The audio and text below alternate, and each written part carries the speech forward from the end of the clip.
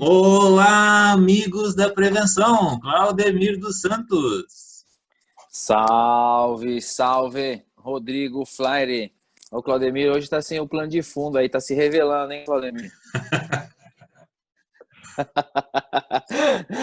Bom, gente, estamos aqui hoje para falar sobre padrões de crenças e uso de drogas. A gente sempre se comprometeu com a ciência, então vem aqui hoje um artigo científico. Uma pesquisa que foi feita em 2014 e foi publicada esse ano, né? Nós estamos em 2020 na Revista de Psiquiatria Brasileira. Então, foram algumas cidades selecionadas, né? 6 cidades no Brasil e mais de 6.000 jovens participaram dessa pesquisa. Para a gente entender um pouco sobre os padrões de crenças. A gente já falou aqui bastante sobre as crenças normativas, né? E hoje nós vamos falar um pouco sobre esses padrões.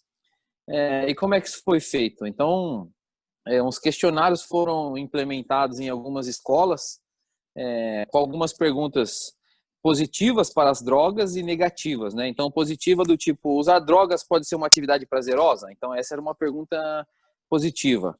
Uma negativa, um jovem nunca precisa usar drogas?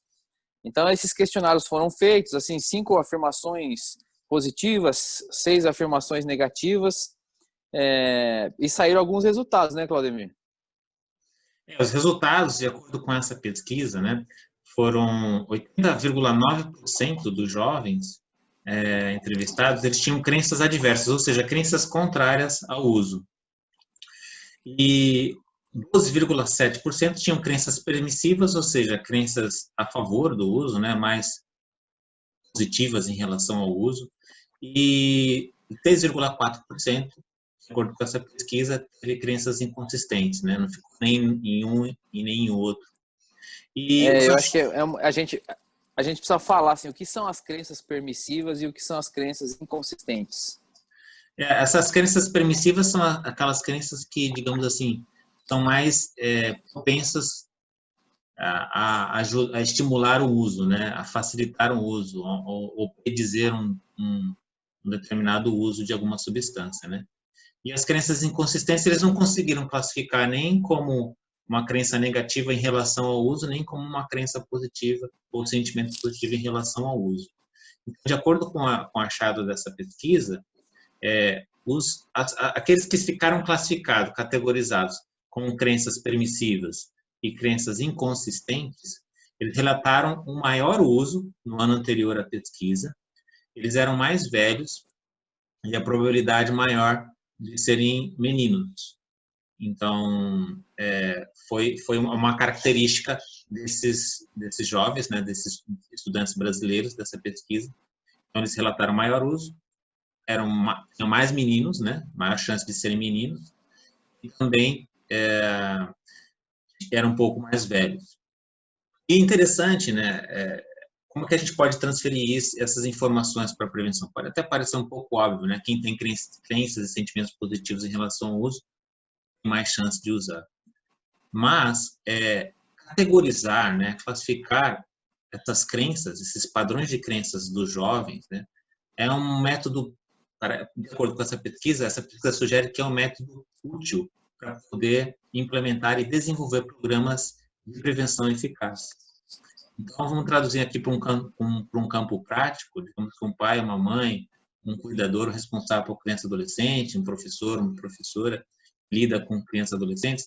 É importante saber que esses jovens, esses jovens, eles pensam, né? Eles sentem a respeito do uso de drogas. E saber disso ajuda a orientar as atividades de um determinado programa ou de uma determinada iniciativa de prevenção.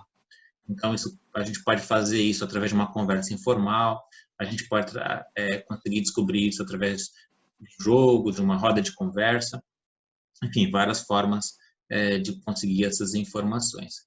Outra coisa interessante, Rodrigo, nessa pesquisa é que não foi assim possível determinar exatamente a relação de causalidade. O que é a relação de causalidade? Aquela relação de causa e efeito. Ou seja, o jovem ele acaba tendo um início precoce do uso de drogas porque tem crenças positivas em relação ao uso, crenças e sentimentos positivos em relação ao uso, ou ele começa a ter crenças positivas em relação ao uso porque ele usou drogas precocemente.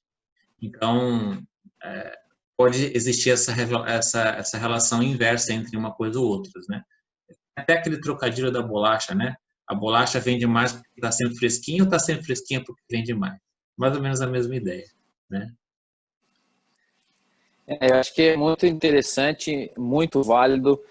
Vale ressaltar que essa pesquisa teve a participação da Universidade de Colômbia, uma universidade respeitada, bastante respeitada nos Estados Unidos, e da Unifesp, tanto o departamento de psiquiatria quanto o departamento de prevenção.